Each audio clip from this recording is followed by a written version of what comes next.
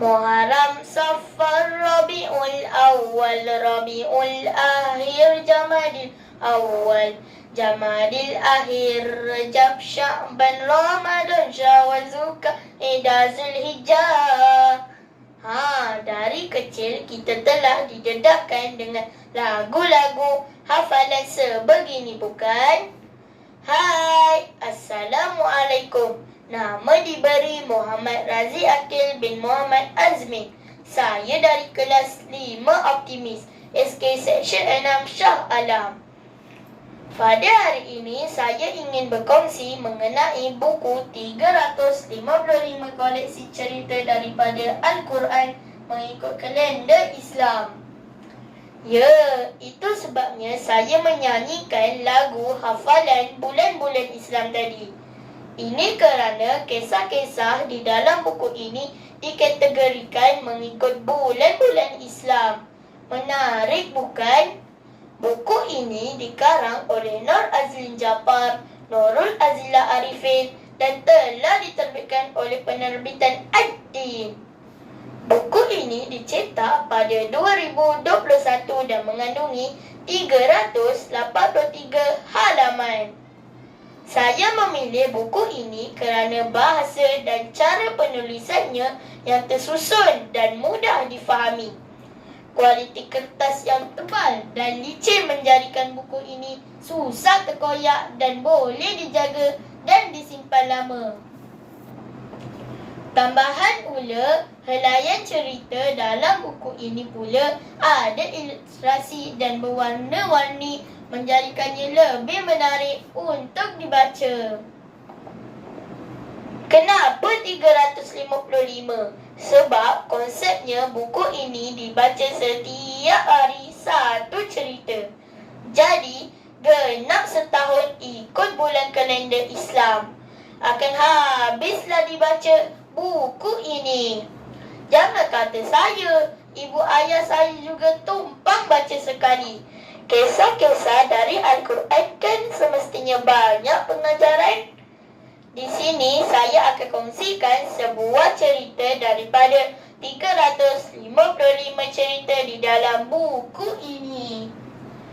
Tajuknya ialah Pengorbanan Siti Hajar yang berlaku dalam bulan Safar di muka surat 60.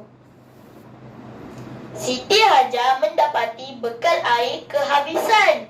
Ismail alaihissalam menangis kerana lapar. Siti Hajar mula berasa susah hati.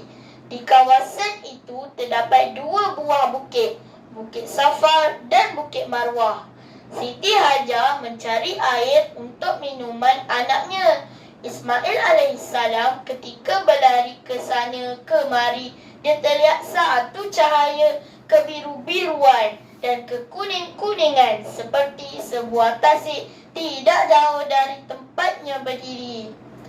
Siti Hajar begitu gembira lalu berlari ke arah Bukit Safar. Namun begitu, cahaya yang dilihatnya itu bukanlah air, tetapi pancaran terik cahaya matahari. Tiba-tiba Siti Hajar ternampak lagi seperti sebuah tasik di sebelah Bukit Marwah. Sekali lagi dia berlari ke sana dengan harapan benar-benar mendapat air. Apabila tiba di sana, dia kecewa lagi kerana itu juga cahaya terik matahari. Siti Hajar telah berlari antara Bukit Safar dan Bukit Marwah sebanyak 7 kali. Peristiwa larian Siti Hajar dari Bukit Safar ke Bukit Marwah dijadikan rukun oleh Allah Subhanahu Wa Taala dalam umat Islam, menganjurkan haji dan umrah. Perbuatan ini bagi mengingati pengorbanan Siti Hajar terhadap anaknya dan untuk dijadikan iktibar oleh seluruh umat Islam. Baru satu kisah saya kongsikan. Menarik, bukan? Ada lagi 354 kisah. Kisah menarik lain di dalam buku ini. Apa yang saya pelajari dari kisah pengorbanan Siti Hajar ini? Sifat Siti Hajar patut dicontohi. penuh kesabaran dan kegigihan mengharungi kehidupan membesarkan anak walaupun serba-serbi tidak cukup. Sentiasa bersyukur dengan apa yang ada, tidak pernah mengeluh juga patut ada dalam diri saya sebagaimana Siti Hajar.